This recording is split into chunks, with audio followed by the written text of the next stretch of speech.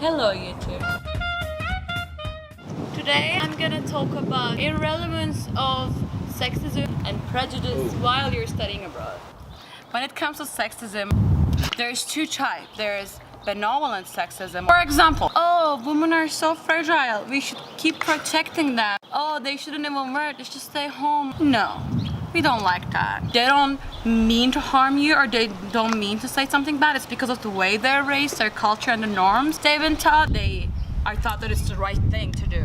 And then there is hostile one. When the other people are trying to hurt you with their words and their thoughts, or when they see you less than themselves. I identify as a trans female.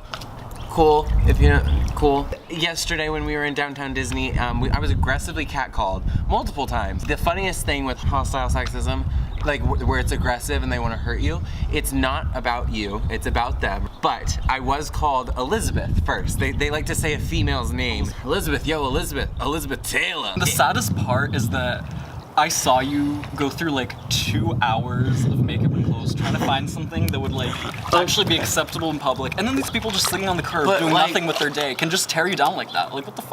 Next, I'm gonna explain the difference between stereotypes and prejudice. Stereotypes can be positive or negative. If you say Asians are smart, then it's a positive stereotype. But if you say Muslims are all terrorists, that's a negative stereotype. We just have prejudiced thoughts about people from their appearances or from the signs we get from them. Something prejudiced would be like, just like the story she mentioned, oh, Kim would be an easy girl because she's trans. That's just really bad. You're just assuming that she would be easier because she's a trans woman, and it's just a prejudiced look on her character. I have a boyfriend.